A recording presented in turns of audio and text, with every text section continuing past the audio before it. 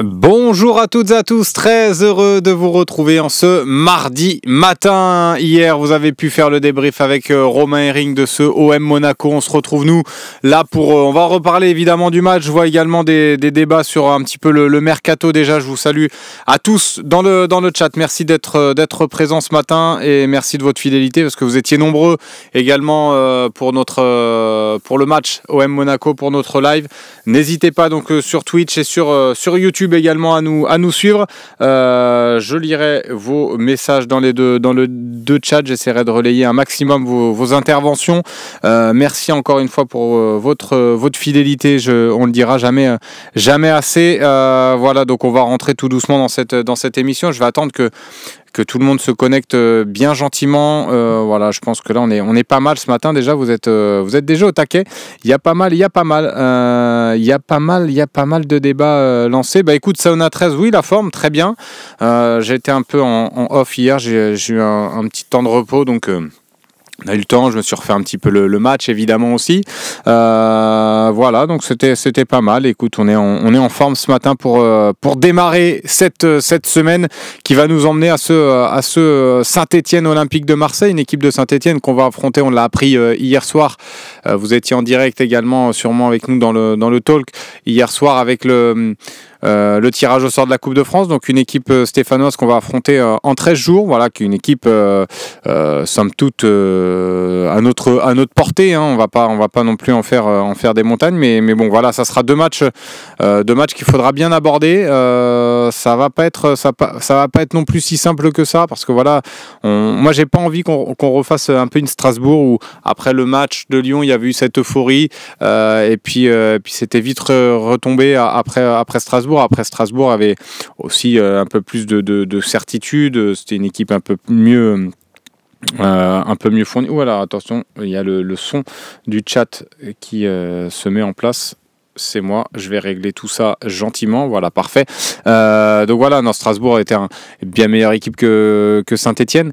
La Saint-Étienne, voilà, reste sur une défaite 5-0 contre Rennes, une équipe de Rennes qui était un peu en difficulté, même s'il y a aussi un nouveau souffle qui est insufflé là par Sampaoli, mais voilà, elle restait sur un début de saison délicat.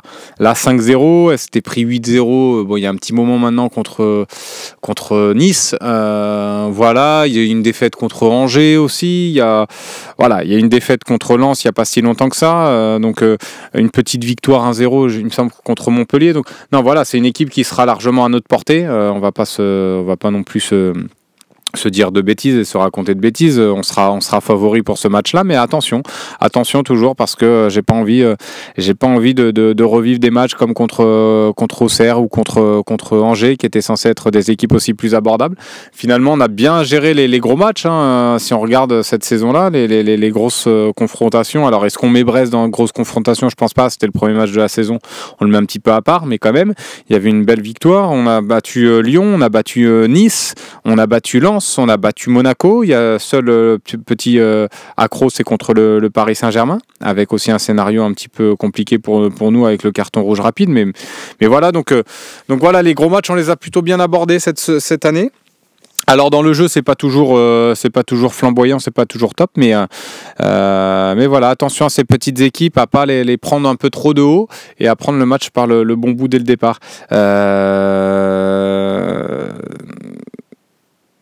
Tiens, The Puncher qui me dit sur RTL Foot, un journaliste disait que Monaco avait une marge de progression quand l'OM était au max de ses possibilités et que la seule progression possible devait passer par des recrutements. Quel est ton avis? Alors là, je suis pas du tout d'accord. Peut-être que Monaco a une marge de progression. Moi aussi, là, j'ai vu passer pas mal de messages après le match contre Monaco en disant que Monaco était quand même au-dessus de nous, qu'on avait gagné aussi parce que Monaco avait eu ce match-là en Ligue des Champions et elle était un peu fatiguée. Alors peut-être elle était peut-être un peu émoussée. On va en reparler d'ailleurs de ça et de ces équipes qui jouent la Ligue des Champions. On voit que ça commence à un petit peu faiblir, donc ça peut nous profiter. Mais voilà, moi je trouve qu'on a fait un match globalement plutôt bon, en tout cas par rapport à ce qu'on avait pu proposer par le passé et notamment au Vélodrome cette saison. Mais la première mi-temps est globalement maîtrisée par l'OM. Monaco mène 1-0 et s'en sort très bien avec ce but, et c'est un but qu'on donne en plus. Après, voilà, la deuxième période a été un peu plus équilibrée pour le coup. Le match aurait pu basculer d'un côté comme de l'autre. Monaco a eu de grosses occasions et a même eu pas mal de situations proches de notre surface de réparation qui me laissent encore penser que l'animation défensive est pas encore réglée. Et je suis pas surpris parce que on règle pas tous ces problèmes-là en l'espace de 2 semaines, mais en tout cas il y a des progrès. Mais nous aussi, on a eu des temps forts avec des occasions. Il y a eu Greenwood notamment. J'ai en tête la frappe et l'arrêt du portier monégasque. On a eu des temps forts, il y a eu Monaco qu'en a eu. Le match aurait pu basculer, je vous le dis, d'un côté comme de l'autre. Il a basculé en notre faveur et tant mieux. Pour une fois que la pièce tombe du bon côté, ça fait plaisir aussi. Mais moi, ce que j'ai aimé surtout, c'est l'abnégation, c'est l'état d'esprit, c'est l'envie qu'on a affiché dès les premières minutes. Et ça me fait plaisir parce que c'est ce qu'il avait manqué et ce qu'on pouvait déplorer contre le PSG, notamment au Vélodrome, mais aussi contre Auxerre, même contre Angers, même contre Strasbourg. Dans la combativité, on n'y était pas. Donc voilà, là c'est vraiment un état d'esprit, je trouve, retrouvé ou en tout cas trouvé à l'OM, et c'est ça qui me fait plaisir. Et je pense que voilà, ce qu'on a vu en tout cas contre Monaco, dans l'état d'esprit, ça doit être notre norme de la saison, ça doit être notre norme au Vélodrome, et je pense qu'on ne doit pas faire moins que ça. Donc voilà, je pense, moi c'est plus un match référence dans l'état d'esprit plus que dans le jeu. Je trouve que dans le jeu en seconde période, j'ai vu toujours les mêmes un petit peu faiblesses défensives. Donc attention, voilà à ça, mais voilà en tout cas ma lecture du match rapidement, parce que bon, j'imagine que vous avez fait le débrief hier déjà avec Romain, donc on va pas forcément trop insister là-dessus, mais voilà. Non, pas du tout Big Nose. Pas d'euphorie, du sérieux et de la concentration, Jean-Jean, exactement. Dark Knox, que penses-tu de notre tirage de coupe? Ben voilà, je l'ai dit, un tirage plutôt abordable. De toute façon, on aurait pu espérer un tirage encore plus abordable. Mais voilà, on aurait pu avoir aussi pire. Donc non, voilà, je pense que ça, c'est jouable. C'est comme je l'ai dit, c'est à notre portée, mais il faudra le prendre par le bon bout et aborder ce match vraiment très sérieusement. L'Avéro M, je trouve les observateurs très durs avec Greenwood. Il a fait des percées, impliqué dans l'état d'esprit. Ouais, non, mais ça, impliqué dans l'état d'esprit, je suis d'accord, 100%. En plus, j'ai la chance d'être au Vélodrome cette saison, donc des fois, moi, je me permets de regarder les joueurs un peu plus individuellement, de faire ce qu'on appelle une camisolée. Je le fais avec mes yeux, pas avec une caméra, mais voilà, je regarde un petit peu, j'observe. Greenwood m'avait beaucoup déçu dans justement son état d'esprit et son manque d'envie contre Auxerre ou contre Paris. J'avais vraiment été agacé par son attitude. Là, contre Monaco, dans l'attitude, il a répondu présent. Alors on peut lui reprocher des pertes de balles, évidemment. Il y a eu quelques pertes de balles qui auraient pu nous coûter cher, surtout en première période. Voilà, et je trouve que dans le jeu technique, on peut en attendre beaucoup mieux. On peut en attendre beaucoup mieux sur de la part de Greenwood, parce qu'on sait que c'est un joueur complètement différent.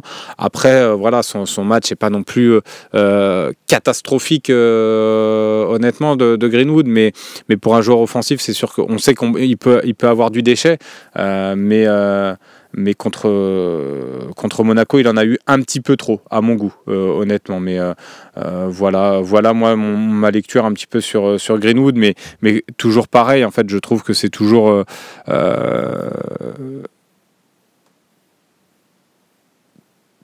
Tiens, j'ai l'impression qu'il y a un petit bug.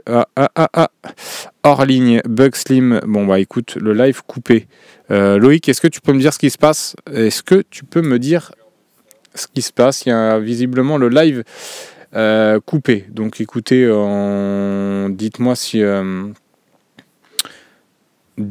vous m'avez toujours, parce que là, j'ai l'impression que c'est revenu. Ça remarche. C'est bon. Je sais pas ce qui se passe. Bon, écoute, je sais pas trop ce qui se passe. Écoutez, je sais pas. Je sais pas. J'ai l'impression, en tout cas, j'arrive pas à garder le live YouTube. Moi, personnellement, j'ai l'impression que ça se coupe à chaque fois. Donc, on va essayer de régler ce petit souci. Dis-moi, Loïc, si c'est bon. Bon, c'est bon sur Twitch. Ça a l'air d'être bon aussi sur YouTube. Bon, écoutez, ça arrive. Ça a coupé genre 2 grosses minutes. Donc, tu parlais dans le vide. Ah ouais, bah moi, je parlais, je continuais. Je continuais ce que je disais. Alors, je sais plus où j'en étais, mais... on parlait de Greenwood. On m'a lancé sur sur Greenwood. Je vois Nico Elmus qui dit on n'a pas parlé de Luis Enrique encore. On peut se quitter comme ça. On peut pas se quitter comme ça. Non. Mais attendez, on va pas parler de Luis Enrique à chaque émission. Non. Je parlais de Greenwood. Moi, j'ai bien aimé. Moi, c'était dans son attitude en fait. Que c'est son attitude que je déplorais surtout contre Paris, contre Auxerre, où je trouvais qu'il avait il avait pas affiché le bon état d'esprit. Contre Monaco, moi j'étais satisfait de ce qu'il a montré, donc voilà. Par contre, j'ai l'impression que ça rebug à nouveau. En tout cas sur mon Twitch à moi, ça bug à nouveau. Je sais pas ce qui se passe. Non, ça marche. Bon, en tout cas, c'est sur mon téléphone. J'ai l'impression que ça bug. Donc, bon, écoutez, on va laisser comme ça tant que j'ai le chat. N'hésitez pas à me dire si ça rebug. Comme ça, j'arrêterai de parler dans le vide. Parfait. Donc voilà, ce que je disais sur Greenwood, c'est exactement ça. C'est exactement ça sur le cas de Greenwood. Moi, son match contre Monaco, voilà, dans la qualité technique, c'est sûr qu'on peut lui reprocher des pertes de balles, notamment en première période, qui nous ont un peu exposés à des contres monégasques. Mais voilà, dans l'ensemble, tu sens que c'est quand même le joueur clé de notre attaque. Ça passe par lui. Chaque situation dangereuse passe par lui. Donc voilà, on sent que à chaque instant, il peut marquer, il peut faire mal. Donc voilà, son match est pas très bon. Il marque le penalty de la victoire, oui, mais son match n'est pas très bon. Mais c'est pas non plus un match catastrophique de la part de Greenwood, honnêtement. Théo qui nous dit Greenwood, tu sens quand même qu'en 3 minutes, il peut te retourner les adversaires. C'est ça, c'est pour ça que je pense qu'il y avait un match, notamment c'était contre Angers, il me semble, où au commentaire, moi je disais, là, on voit que ça marche pas, il n'arrive pas, il force un petit peu trop son jeu, il faut le sortir. Mais De Zerbi lui le laissait sur le terrain parce qu'il sait que voilà, la décision peut venir de lui et même s'il fait pas un bon match, il peut sur un coup d'éclat te renverser un match. Donc c'est toujours cette question-là avec ce type de joueur-là un peu différent quand ils sont dans un mauvais soir. Ou dans un mauvais jour, tu te poses toujours la question de savoir si est-ce que c'est bien de le faire sortir ou est-ce que je le laisse parce que je sais de quoi il est capable. C'est assez compliqué dans la gestion en tout cas, mais aujourd'hui, voilà, on peut pas tomber sur Greenwood après son match parce que je trouve voilà dans l'attitude. Moi, s'il avait affiché la même attitude que contre Auxerre ou contre Paris, ça m'aurait dérangé et s'il y avait eu aussi ces pertes de balles là, ça m'aurait dérangé. Mais là, honnêtement, son match, je trouve qu'il a été dans l'état d'esprit très bon et irréprochable. Et au même titre que tous les joueurs de l'OM, je trouve qu'on a vraiment fait un match d'homme, vraiment ça veut rien dire d'ailleurs faire un match d'homme, mais on a vraiment fait un match avec un bel état d'esprit. Moi, alors je sais pas si c'est le stage qui a fait du bien ou pas. De toute façon, j'en parlais avec Loïc hors antenne, mais j'avais dit avant le match, je lui avais dit si on gagne, on va dire que le stage a été bénéfique, si on perd, on dira que ça a servi à rien. Donc seul le résultat pouvait vraiment déterminer ça dans l'analyse en fait, finalement. Donc je sais pas si ça fait du bien, mais en tout cas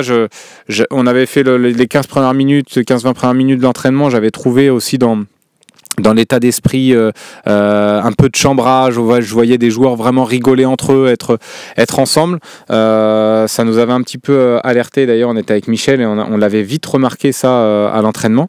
Et puis ça s'est confirmé sur le terrain contre Monaco. On a vraiment vu une équipe soudée, pas lâchée, même malgré l'ouverture du score.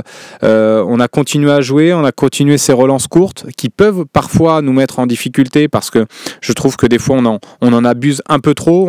On n'a pas forcément encore l'assurance et la qualité technique ou la confiance pour faire toujours ces ressorties de balles-là, je pense que parfois, il faudrait peut-être trouver un peu plus long, sans dire qu'il faut dégager en touche ou quoi, mais trouver un peu plus long pour permettre aussi à ta défense de souffler, de moins s'exposer. Mais voilà, en tout cas, ça c'est le jeu de Zerbi, il voudra insister là-dessus. Donc, mais il faut être conscient qu'on va à un moment donné perdre des ballons et s'exposer à des buts et à des buts sur des pertes de balles comme ça, mais voilà, je trouve qu'on n'a pas renié nos principes de jeu malgré l'ouverture du score, et on a gardé le même état d'esprit en seconde période. Donc je suis plutôt content. J'ai quand même vu un De Zerbi inquiet à 1-0.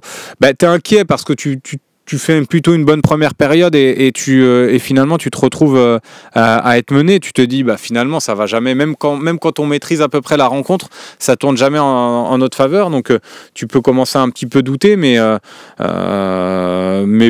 pas tant que ça. Honnêtement, je l'ai pas vu plus inquiet que ça. Je pense qu'il était inquiet parce qu'il avait vraiment envie de remporter ce match, en tout cas de faire un bon résultat. Mais voilà. Ouais, Jason Kidd, je suis d'accord, hein, le stage a fait effet, mais c'est surtout l'état d'esprit qui a changé. Ouais, l'état d'esprit, il y a eu une prise de conscience aussi collective. Je pense qu'aussi des leaders comme Rabiot, comme Højbjerg ont fait du bien dans le vestiaire. Valentin Rongier aussi a fait beaucoup de bien, et puis lui aussi, dans son langage corporel, je le trouve beaucoup plus investi, beaucoup plus présent aussi avec le groupe, avec les joueurs. Lui aussi, il prend confiance, donc c'est assez positif. Cette victoire est plutôt positive. Alors, moi, je ne vais pas en tirer des conclusions et vous dire ça y est, on peut titiller le Paris Saint-Germain cette saison. Non, on n'en est pas là. On voit qu'il y a encore beaucoup de progrès, et on parlait de la marge de progression. Tiens, voilà, c'était ça le message du journaliste d'RTL que je voulais reprendre tout à l'heure, qu'on m'a posé dans le chat. Moi, je trouve que justement, au contraire, on a une grosse marge de progression avec cet effectif-là.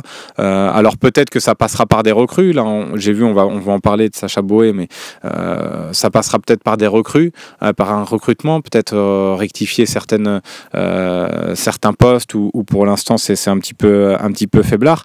Mais honnêtement, voilà, je vois des joueurs comme Rabiot. Je pense qu'il peut encore faire beaucoup mieux dans cet effectif-là. Greenwood, je pense qu'il peut encore faire mieux que ce qu'il a fait contre Monaco dans le jeu technique.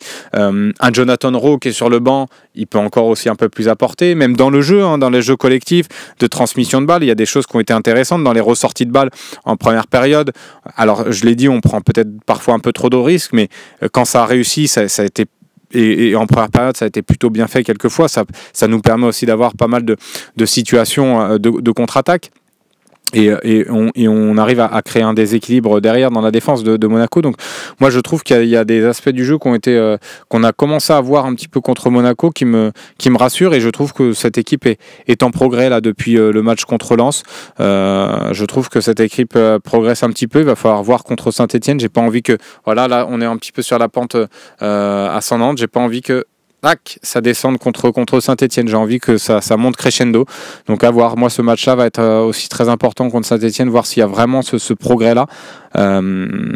Si on rechute, ça sera un peu plus inquiétant. Ça voudrait dire que voilà, on va faire toujours les montagnes russes. Là, voilà, mais je suis pas. Le jeu devant, c'était pas fou. Mopet au sol devant.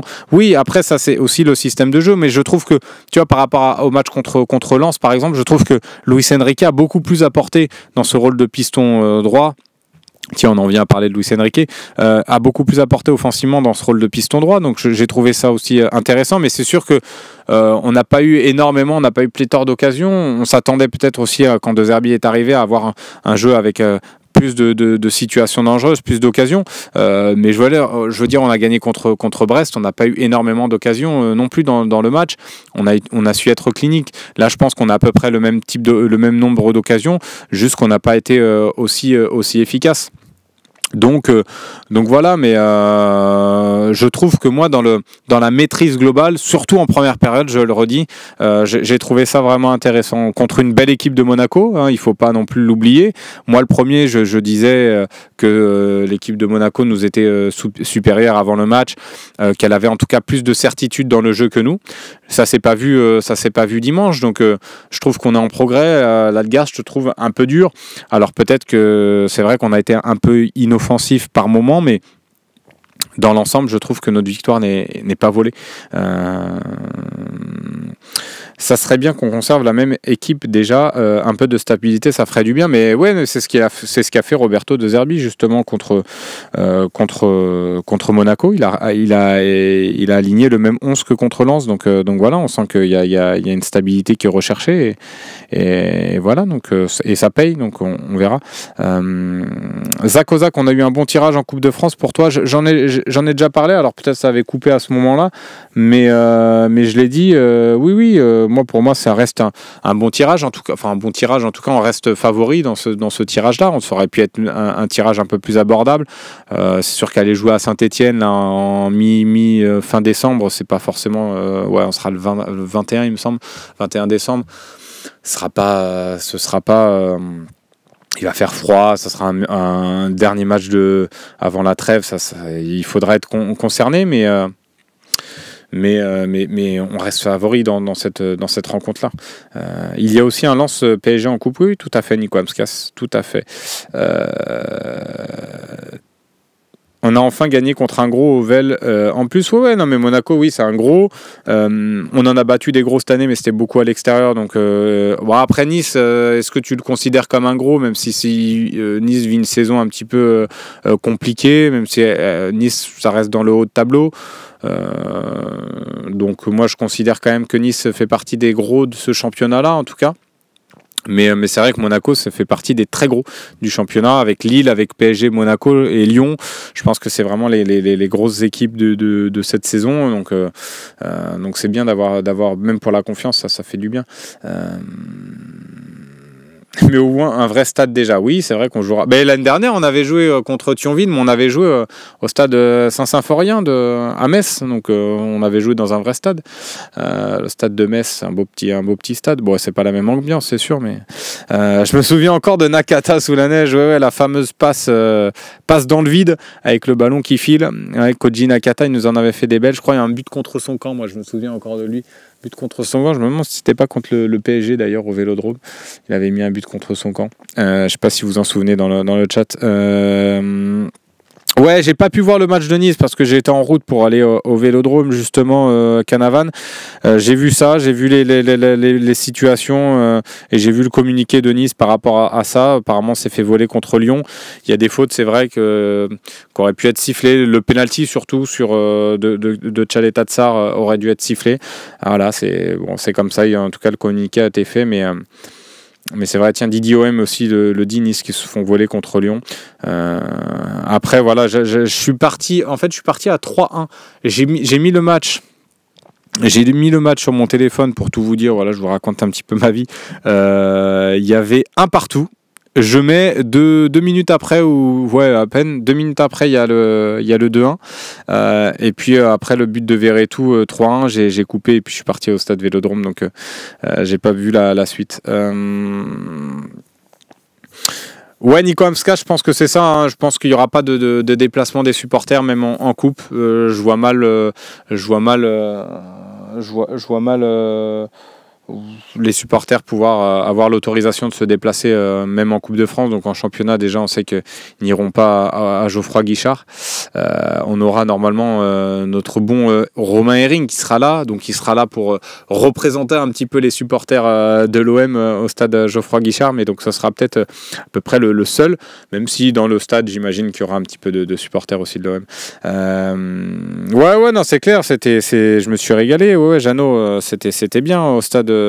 C'était bien au stade, honnêtement, contre Monaco. L'ambiance était exceptionnelle aussi. Je trouve qu'il y a eu aussi cette union-là avec les supporters, entre les joueurs, entre les supporters. On a senti aussi un gros soulagement de gagner, en plus contre un gros, comme disait Saona. Je trouve que c'est vraiment positif cette soirée-là et il faut capitaliser là-dessus. Je pense que ça peut être notre match un petit peu référence dans l'envie, dans l'abnégation, je le disais tout à l'heure. Après, dans le jeu, il y a bien sûr encore des choses à revoir. Ouais, non, c'est clair. Audrey Dacosta qui nous le dit dans notre chat. Merci de ton message sur YouTube. Monaco, meilleure défense, donc faut pas négliger notre prestat. Non, mais c'est clair. C'est vrai qu'on dit qu'on a été un petit peu inoffensif, mais c'est vrai que depuis le début de la saison, Monaco a plutôt bien géré défensivement, donc ça reste une équipe solide. On l'a vu, Singo, c'est un bon défenseur. Donc non, c'est sûr qu'il ne faut pas non plus jouer l'épice froid ou bouder notre plaisir, mais après c'est sûr qu'on on peut demander un peu plus de choses dans le jeu, mais ça va venir petit à petit et je trouve que cette victoire-là peut être le début de quelque chose. En tout cas, j'ai bon espoir là-dessus. Au Fada, non, bah après j'essayais de venir en fait de temps en temps quand même avant, mais j'habitais pas sur Marseille, donc c'était un petit peu compliqué pour moi. Mais dès que je pouvais, j'essayais de me faire un ou deux matchs dans l'année quand même, évidemment. À partir de maintenant, l'objectif c'est de rester invaincu au Vélodrome et de continuer à carburer à l'extérieur, ça peut être intéressant. Tiens, voilà, vous n'hésitez pas à participer au téléphone. Le petit numéro c'est affiché, a été affiché par Loïc. Je le remercie qui est à la réalisation de notre émission et qu'on remercie pour son grand travail à lui aussi. 01 87 40 21 41, voilà, n'hésitez pas à nous appeler. Et je crois que d'ailleurs, tiens, on a un auditeur déjà qui a été rapide, plus vif que Mason Greenwood, on va le dire comme ça. JL Mom qui est au téléphone avec nous. Salut JL Mom. Bonjour Slim. Bon, comment ça va? J'imagine qu'après cette victoire contre Monaco, ça ne peut qu'aller. Mais quel débat tu voulais mener ce matin dans l'OM au café? Alors, je voulais mener deux petits débats. Alors, tu te rappelles la semaine dernière, je ne sais pas si tu te rappelles le coup de gueule par rapport à l'arbitrage. Oui. Ouais. Tu vois, j'ai regardé le match, j'ai regardé la troisième mi-temps. Et puis il y a Romain, il va croire que j'ai eu un vœu. Romain qui met 7, je crois, à l'arbitrage. Mais okay. Franchement, c'est pas possible. Toi, t'as pas aimé l'arbitrage de ce week-end? Alors, sur le coup, tu vois, juste après le match, j'aurais été tenté de dire oui. Mais après, quand tu revois le match, que tu revois les fautes, les deux cartons que le Monégasque, j'ai oublié son nom, il aurait dû prendre, tu te dis, mais c'est pas normal. Et puis, la main dans la surface, où il est vraiment pas prêt à siffler pénalty, alors que c'est devant lui, quoi. C'est devant lui, il y a la main, et puis il est vraiment pas prêt à siffler. Il a fallu que la VAR l'appelle pour qu'il puisse siffler les pénaltys, et puis tu vois sa tête. Oui, ouais, c'est vrai. C'est vrai que sa tête a fait un petit peu le buzz sur les réseaux. Alors après, je sais pas s'il était pas content de siffler le penalty ou pas. Là, on extrapole un petit peu et ça fait marrer parce que ça fait partie du jeu aussi. Après, moi, son match, voilà, il y a des phases de jeu qui m'ont un petit peu dérangé. Le premier tag déjà sur Rongier, je trouve que le tag par derrière. Moi, je suis pour laisser jouer, mais je trouve que ça mérite quand même jaune parce que le tacle est dangereux. Après, le pied haut, moi, honnêtement, voilà, il le touche. En fait, le truc, c'est qu'il le touche pas. Mopé baisse sa tête aussi. Je veux dire, on peut pas dire après le match contre le PSG que le carton rouge d'Harit, c'est un scandale. Et après réclamer un carton rouge pour le joueur monégasque pour presque la même action, tu vois ce que je veux dire? Après disons qu'il faut que ce soit cohérent, quoi. Oui, après par contre là je te rejoins là-dessus. Tu peux pas mettre le rouge à Harit. Tu vois ce que je veux dire? Et puis après ne pas siffler, quoi. Ouais, non, mais c'est clair. Mais bon, après, comme on a gagné, je pense que bon, on va pas faire de débats sur l'arbitrage non plus tout le temps, mais comme on a gagné en plus, et puis finalement il a sifflé le penalty, alors qu'il l'ait pas vu au départ. C'est vrai que moi c'est plus le juge de touche que j'ai. Enfin, si il siffle la main pour le coup. Au départ, il siffle la main justement. Il la siffle la main. Donc. Mais après mon deuxième coup de gueule, c'est quand même. Tu vois, au niveau des réseaux sociaux et au niveau de certains médias, je veux dire, bon, on n'a pas été flamboyant, mais comme tu disais tout à l'heure, on a fait un match d'hommes, même si ça ne veut pas trop rien dire, mais je veux dire, on a quand même vu, c'était agréable à voir le match. Je veux dire, il y avait deux équipes qui se battaient, c'était agréable à voir. Et de dire que l'OM a été catastrophique, comme il a pu le dire Dugarry, mais je veux dire, il faut qu'il arrête il faut qu'il arrête de regarder les matchs, il n'aurait jamais dû jouer au foot, ce mec, c'est pas possible. Je veux dire, en plus, il crache sur l'OM que, bon, Il a joué la Coupe du Monde parce qu'il jouait à l'OM. Hein. Oui, non, bah après, je pense qu'il faut pas le réduire à ça. Ça a quand même été un joueur professionnel, un bon joueur malgré tout. Mais je comprends pas son message de dire oui, je te rejoins là, JL. Je te rejoins là-dessus parce que tu peux pas dire que le match de l'OM est catastrophique. Je trouve que notre première mi-temps est plutôt maîtrisée. Comme l'a dit Ladgar dans le chat, on est assez tous d'accord pour dire qu'on a été assez inoffensif, que l'animation offensive n'a pas forcément été extraordinaire, mais je trouve que dans la maîtrise globale du ballon, dans le jeu, on a vraiment tenu tête à cette équipe de Monaco qu'on présentait comme un monstre. Et moi le premier, je l'ai dit, moi le premier, je trouvais que Monaco avait plus de certitude que nous. Donc on peut pas avoir eu ces commentaires-là avant le match et pas se satisfaire de cette victoire-là de l'OM. Donc là-dessus, exactement. Mais moi, avant le match, j'étais pas serein parce que l'équipe de Monaco, ça fait quand même 2-3 saisons que le groupe joue ensemble, alors que nous, c'est un groupe tout neuf. Eux, ils ont quand même certaines... je veux dire, pour se trouver et tout sur le terrain, ils savent bien jouer, quoi. Ils ont une belle équipe. Je veux dire, on leur a tenu tête et puis on a quand même gagné le match. À l'arraché, mais au forceps, mais on a gagné, quoi. Je veux dire, c'est pas rien, quoi. Ouais, non, mais c'est clair, c'est pas rien, non, mais c'est une bonne victoire malgré tout. Mais toi, tu penses que justement, elle peut être, ça peut être une victoire qui va créer vraiment quelque chose dans cette équipe, dans ce collectif-là, en tout cas. Toi, tu penses que elle peut être vraiment, elle peut faire naître quelque chose dans cette équipe ou pas? Alors, j'espère que oui, par rapport au fait qu'ils soient partis à Malmort une semaine avant, qu'ils aient mis des choses en place et que au niveau de la cohérence et tout. Après, ce qui me refroidit un peu, c'est par rapport à Lyon. Où, après le match de Lyon, je me suis dit, ouais, ça va, c'est bon, là, maintenant, cette année, ils vont tout casser. Et, je veux dire, ils ont joué vraiment en équipe et tout. Et puis, on a vu après la catastrophe derrière. Enfin, la catastrophe, entre guillemets, hein, on est quand même second au championnat. Oui.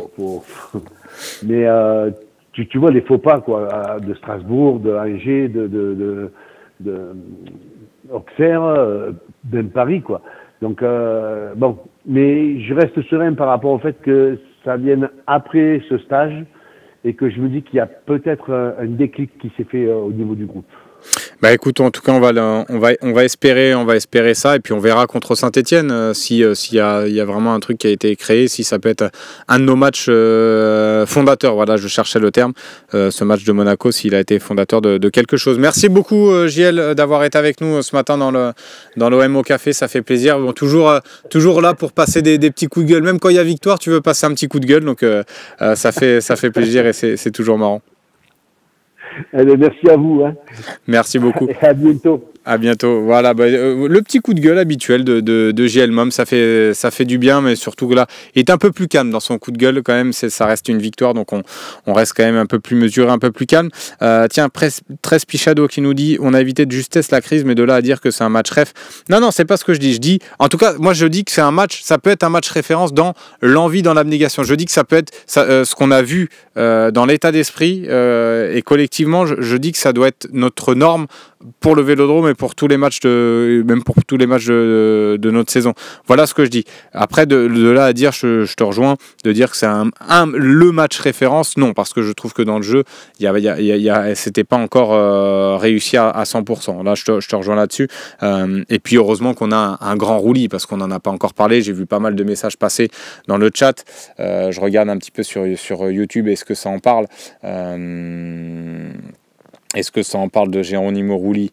Oui, bah tiens, 13 Pichado également qui en parle également sur le chat YouTube. T'es un petit peu sur tous les fronts, donc bravo à toi. Ton meilleur joueur, c'est Rulli. Mais c'est vrai que là, sur le match contre Monaco, il te sort un match extraordinaire. Donc, et ça fait plaisir d'avoir un gardien comme ça. On va pas se le reprocher non plus. Ouais, non, mais moi je pense aussi phénoménal que ça va aider pour la cohésion de groupe. Une victoire comme ça peut toujours aider. J'espère en tout cas. Je te dis vraiment le match contre Saint-Etienne, je vais vraiment le regarder par ce prisme-là et essayer de voir si dans l'attitude ils sont toujours pareils, parce que ça va pas être facile. Saint-Etienne va nous attendre aussi au tournant. On va vouloir faire le match de l'année à Geoffroy Guichard, donc il faudra être prêt. J'avais regardé leur match contre Lyon. Je les avais pas trouvés si mauvais que ça. Après, ils ont eu d'autres contre-performances. Donc peut-être que dans les gros matchs, ils sont capables aussi de se sublimer. Donc attention. Tiens, Jeannot qui est en ligne à nouveau avec nous. Salut Jeannot. Est-ce que tu m'entends bien déjà? Ouais, salut Steam. Ouais, nickel, impeccable, merci. Tiens, tu voulais réagir sur quoi ce matin dans le chat? Me dis pas que c'est pour me parler des notes de Luis Enrique dans le fossé, s'il te plaît. Alors, c'est pour les notes. Non, c'est pas vrai. non. C'est en fait, moi, c'est le système. Bon, alors finalement, je pense qu'on avait besoin de se rassurer contre Monaco parce qu'on n'avait pas gagné de match. C'est une très bonne équipe avec un quatuor offensif impressionnant. Mais je pense qu'on a fait le match qu'il fallait pour nous faire du bien et que je pense qu'il peut y avoir de blocage pour le futur quand on recevra la maison. Mais j'espère revoir, moi, un 4-3-3 à Saint-Etienne avec le milieu qu'on a actuellement et mettre Rowe à gauche ou Enrique, je m'en fous, et remettre Greenwood à droite et Rabiot vraiment au milieu du terrain. Je préfère ce système contre une petite équipe de Saint-Etienne, un 4-3-3, quoi. Ouais, toi tu penses qu'il faut prendre un petit peu plus le match à notre compte et tu penses qu'offensivement on pourrait être plus en danger, on pourrait mettre plus de danger en jouant en 4-3-3 que dans cette défense à 5 avec des pistons et un Rabiot un peu plus haut. Toi t'as pas aimé l'apport de Rabiot là dans ce match? Tu penses que ça le dessert? Ah ben moi je pense qu'en fait que maintenant qu'on a retrouvé un très bon Rongier qui fait le métronome un peu et qu'on a un Rabiot Rongier-Holberg qui en a un des meilleurs milieux de terrain, si on joue normalement à notre poste de Ligue 1, laissons notre milieu travailler et mettons 3 attaquants quoi. Rowe à gauche, Greenwood à droite et Mopé, pour l'instant moi je le préfère encore à Mopé à Wai. Et surtout sur un match à Saint-Etienne qui sont pas en confiance quoi, peut-être pas contre les gros. Mais contre Saint-Etienne, je verrai le 4-3-3, quoi, largement. Ok.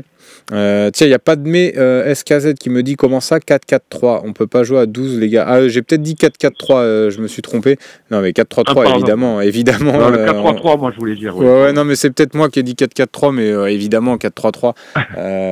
Évidemment qu'on peut pas jouer à 12. C'est juste ça. Et Rabiot, en fait, moi, je l'ai pas tant, contre Monaco, trouvé qu'il était si mauvais que ça, quoi. C'est pas un poste qui l'avantage.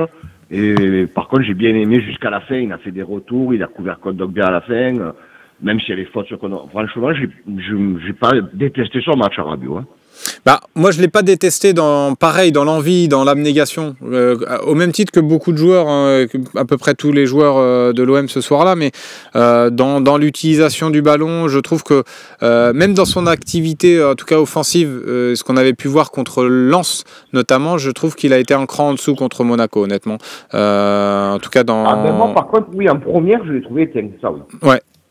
Ouais, c'est clair. En première, je l'ai trouvé un peu éteint, mais sur l'ensemble du match, pas catastrophique, quoi, je voulais dire. Non, pas catastrophique, non, loin de là, mais tu vois, parce que ça me fait marrer qu'on parle de Rabiot, parce que après, en conf, je vais vous dévoiler un petit peu les coulisses sans nommer de personne, mais il y a un des journalistes qui a dit, ouais, je pense que Rabiot peut avoir 7 en note ce soir.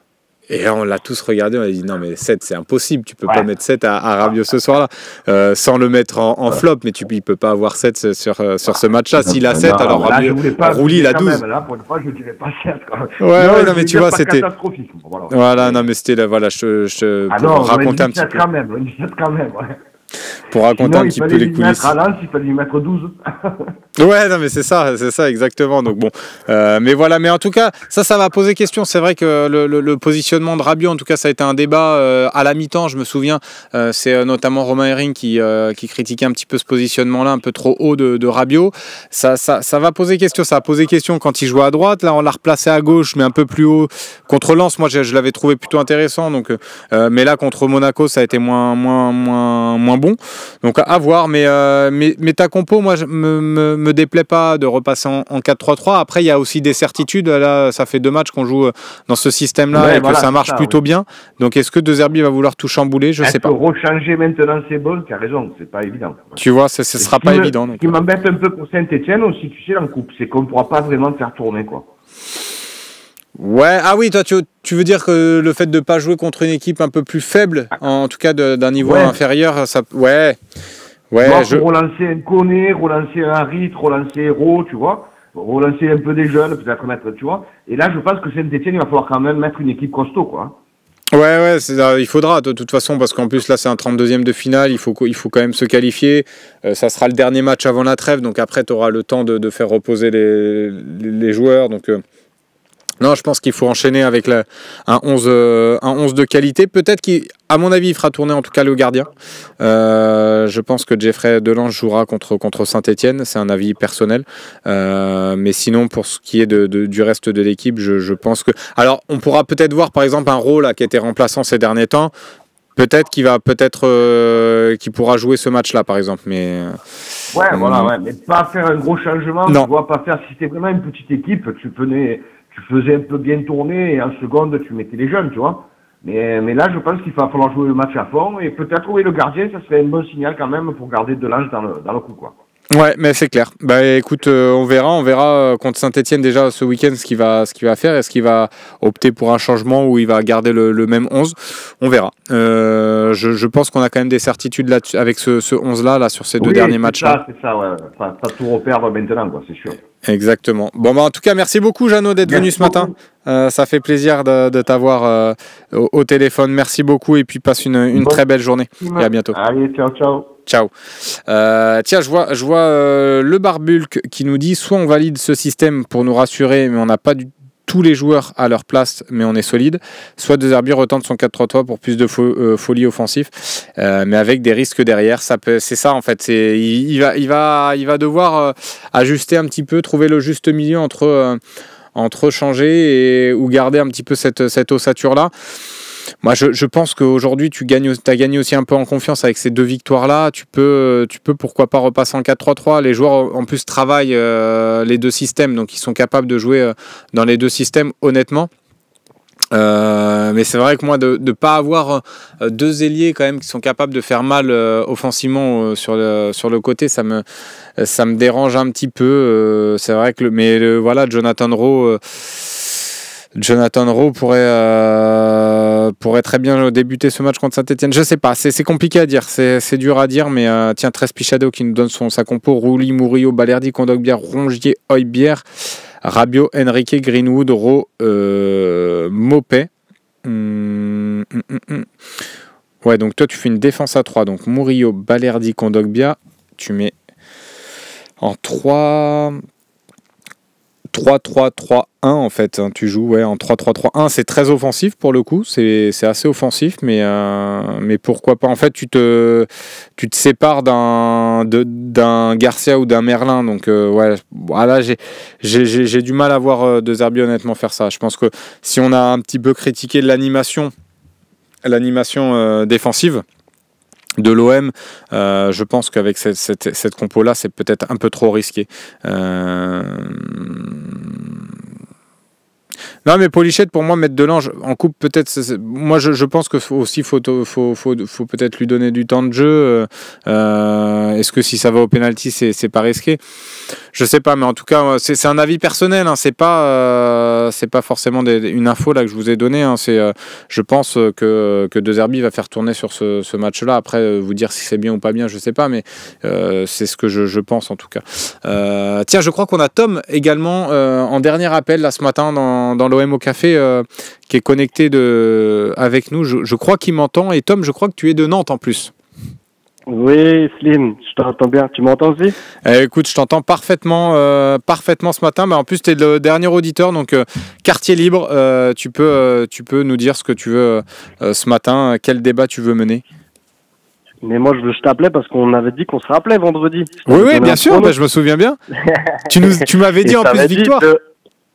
Ouais, je t'avais dit 2-1 ou 3-2. But de Greenwood. Un petit but de Greenwood. Je t'avais dit doublé, mais bon, il n'a pas mis le doublé. Ouais. Et voilà. Et je t'avais dit que Monaco, je pensais qu'ils allaient ouvrir la marque. Monaco, on les connaît, on voit comment ils sont forts. Et puis nous, on est assez faibles quand même défensivement. Donc voilà, mais je vois le caractère de l'équipe depuis on va pas parler du stage là. Moi, je vois depuis le début de la saison, en fait. On joue contre Nice à la maison. C'est les 125 ans du club, tout ça. Mais on a du mal. Franchement, c'est poussif aussi le match contre Nice. On gagne 2-0. Bah, surtout après le carton rouge concédé, ouais. Oh. Ensuite, il y a quoi? Il y a Lyon. Lyon, c'est un match. Ils ouvrent la marque. On revient. Enfin, c'est un match de fou. On est à 10 contre 11. On gagne. Caractère. 10 contre 11 tout le match presque.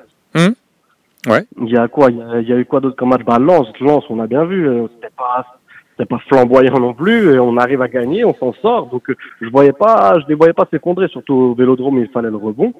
Et donc voilà, je suis content de ce côté-là, du caractère. J'ai jamais craint que l'équipe n'avait pas de caractère, et je pense pas que c'est le stage qui a fait quelque chose. Je pense que l'équipe a toujours eu le caractère. Et comment dire, par contre voilà quoi. Après, franchement, moi dans le jeu, je suis pas complètement convaincu. Hein. Moi, je vais pas faire le grand tacticien. De Zerbi, je connaissais pas spécial. Enfin, je connaissais le nom. J'ai jamais regardé des matchs de Brighton, à part contre nous. J'ai jamais regardé les matchs de Sassuolo ni du Shakhtar. Tu vois ce que je veux dire? Donc, de Zerbi, moi, je voyais le hype, je m'attendais vraiment je m'attendais à autre chose, mais je pensais vraiment que ça allait être quelque chose de fou. Je te dis pas que c'est lui le responsable, mais moi, je suis pas fan. Pour l'instant, le jeu te déçoit un peu. Le jeu te déçoit un peu, si je comprends bien, Tom. C'est ça, tu vois, l'équipe, le caractère, tout ça, on est carré.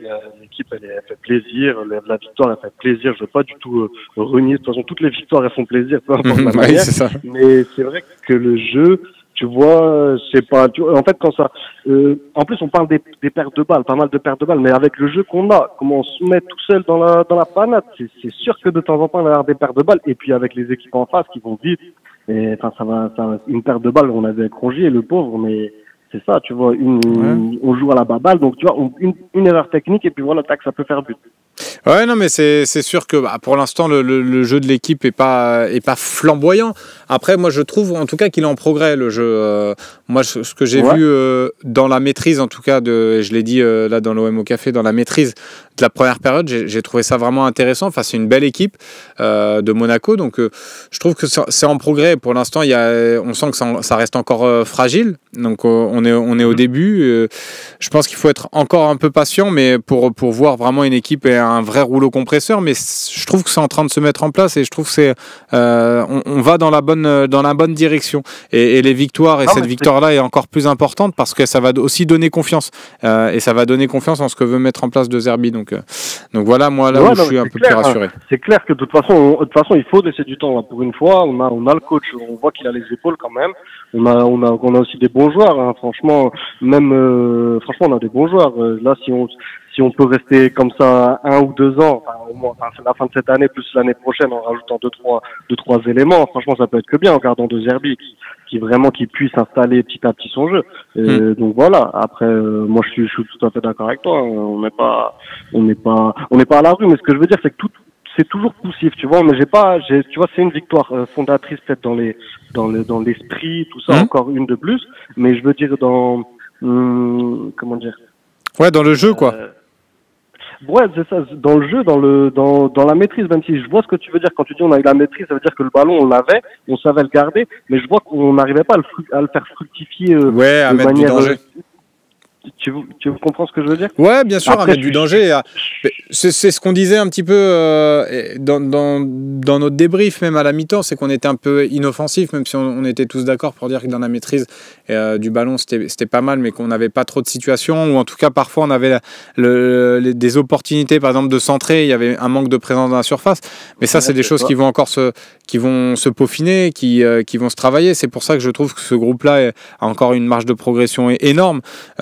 Et malgré tout ça, malgré tout ce qu'on peut dire, que le jeu n'est pas top, que c'est pas encore, on n'est pas à 100% rodé, on est deuxième du championnat, devant Monaco, qu'on présentait comme un vrai cadre de ce championnat, devant Lille, devant Lens, devant... C'est ça qui est fou, ça veut dire que si on arrive à bien se roder et tout ça, même sans être flamboyant, de toute façon, moi je prends qu'on finisse deuxième. Si on finit premier, c'est encore mieux. Si on finit deuxième ou troisième et qu'on n'a pas été flamboyant de la saison, mais qu'on arrive à se qualifier en Ligue des Champions, on se renforce et que l'année prochaine c'est de mieux en mieux, bah moi je signe. Ouais, non mais c'est clair.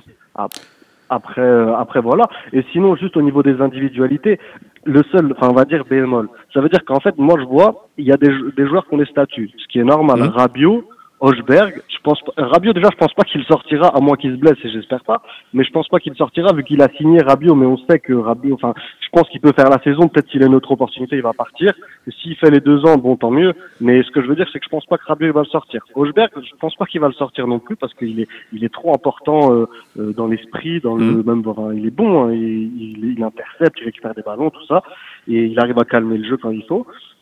Rongier, maintenant qu'il l'a rentré, je pense pas non plus qu'il va le sortir. Et du coup, ça fait que, tu vois le milieu. De toute façon, c'est un peu le débat qu'on a, enfin, qu'il y a sur pas mal de médias et tout. Mais du coup, je pense que ça veut dire que si on reste comme ça, c'est un peu compliqué, offensivement de faire il y a que, ça veut dire qu'il y a que Greenwood et Luis Enrique qui peuvent faire les différences pour emmener le jeu vers l'avant. Tu vois?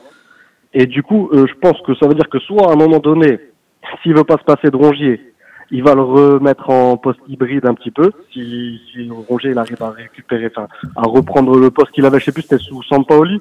Avec Sampaoli, ouais. Hybride. Ah, mais c'était à droite. Donc à moins qu'il arrive à faire ça et puis on puisse réincorporer un milieu, Harit, il connaît. Moi, franchement, Harit, j'aime bien. Dans le sens, Harit, il crée le jeu. Je vois qu'avec Greenwood, il parle un peu le même football. Ça veut dire ils arrivent à le combiner, ils se trouvent. Donc voilà, franchement je sais pas comment il va pouvoir faire, mais si on reste comme ça avec les 3 milieux, parce que c'est plutôt des milieux défensifs les 3, même si c'est pas des relayeurs ou des défensifs, mais c'est pas des milieux offensifs quoi.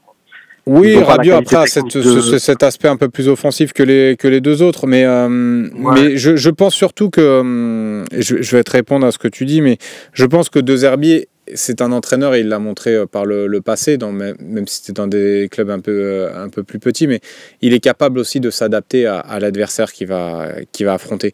Donc s'il y a une rencontre où il estime que c'est un peu plus judicieux d'enlever peut-être un milieu et de mettre un joueur un peu plus offensif. Alors aujourd'hui, je pense qu'il a trouvé aussi cette stabilité-là au milieu avec Rongier, Højbjerg et Rabiot, et il le dit en plus, il l'a dit en conférence de presse. C'est ça, mais du coup il enlève qui selon toi?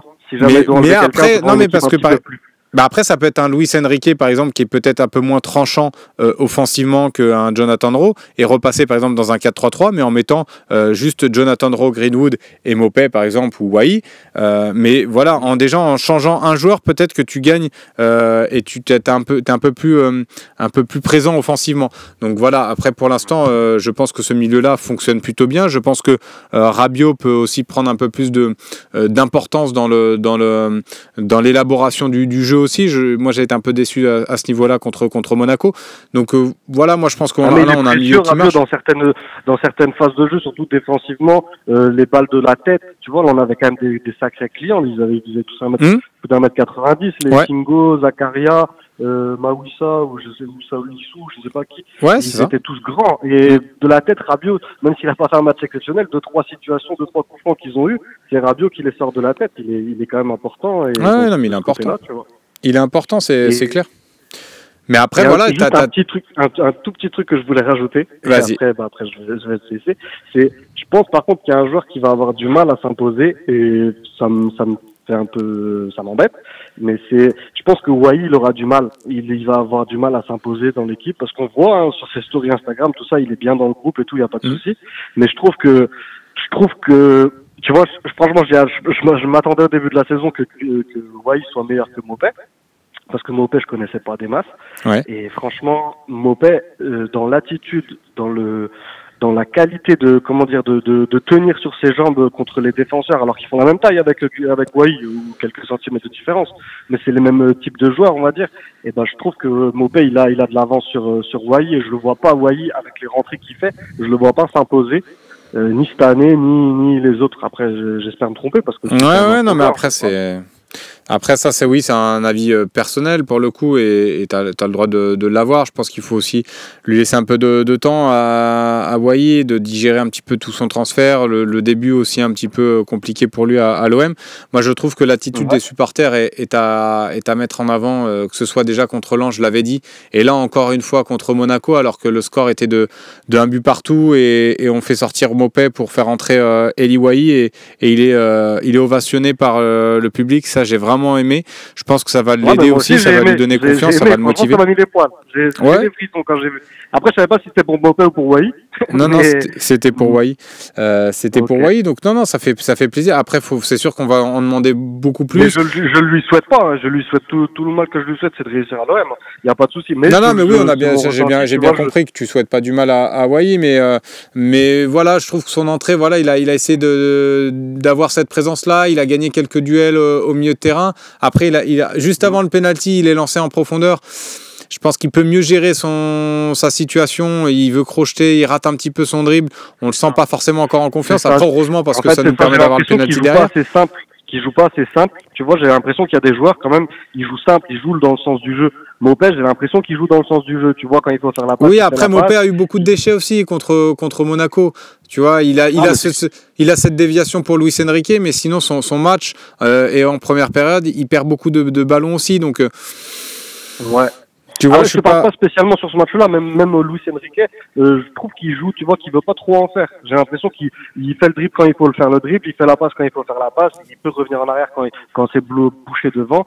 Greenwood, c'est pareil, tu vois, il va faire ses différences, mais il sait lâcher la balle, même si de temps en temps il tente des frappes où il pourrait passer. Mais franchement, dans l'ensemble, il joue dans le sens du jeu, tu vois. Et j'ai l'impression que Wahi, il veut montrer, donc tellement qu'il veut prouver, il veut un petit peu trop en faire par moment.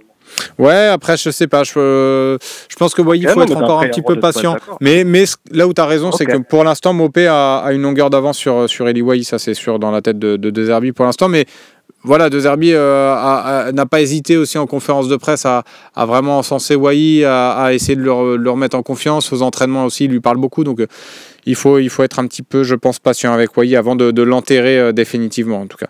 De toute façon, Wahi, il a signé combien ? Il a signé 5 ans. Ouais, donc voilà, il est là pour le long terme, donc il va falloir être patient, comme je le dis. Et puis j'ai bon espoir, moi. En tout cas, de ce que je connaissais de lui à Montpellier, j'avais pas mal suivi. Ce que j'ai vu de lui me fait dire que ça reste un bon attaquant, et j'espère qu'il va réussir à prendre le train à l'OM en tout cas. Bon, en tout cas, merci beaucoup Tom d'être venu ce matin dans l'OM au café, c'était un plaisir. Merci à toi, c'est une bonne journée, et puis c'était un plaisir encore. Et bravo pour ton prono, parce tu t'as vu le bon prono, en tout cas tu avais vu la victoire, et on m'a demandé dans le chat, est-ce que tu as les numéros du loto, vu que tu sembles être un visionnaire. J'aimerais bien, mais non, malheureusement je l'ai pas. Tu les gardes pour toi du coup, les numéros, Non, si je les avais, je partagerais. T'es gentil. Je partager. C'est un bon don au sauté. T'es généreux alors. Bon, merci beaucoup. Bonne journée, puis à bientôt. Ciao. Bonne journée, allez l'OM, et puis on espère victoire contre Saint-Etienne. Faut pas s'enflammer, on espère que ça va, qu'ils vont redescendre du nuage et faire le taf. Ouais, top, on espère, on verra ça. Bon voilà, je pense qu'on a fait le tour dans cette émission, les copains. On se retrouvera de toute façon demain, ce sera encore avec moi, donc il y aura beaucoup de débats menés. Je voulais parler de Sacha Boey, du mercato un petit peu. On parlera peut-être aussi je vais essayer de me renseigner sur Moumbagna, parce que je vois Dams qui me demande une date de retour de Moumbagna. Pour l'instant non, honnêtement on n'a pas du tout de retour sur sa date de retour, donc non, mais on en rediscutera. Il y a aussi il y a pas mal de choses dans l'actualité de l'OM, donc on prendra le temps de rediscuter de tout ça demain, du mercato à venir, de l'AS Saint-Etienne encore une fois. Merci à vous d'être venus ce matin, parce que vous étiez nombreux malgré le petit bug à un moment, je ne sais pas ce qui s'est passé. Merci également dans le chat YouTube, et puis on se retrouve, comme je l'ai dit, demain. Restez connectés sur lephocéen.fr pour toute l'actu sur l'Olympique de Marseille. Passez une très belle journée, et surtout, prenez soin de vous. Ciao.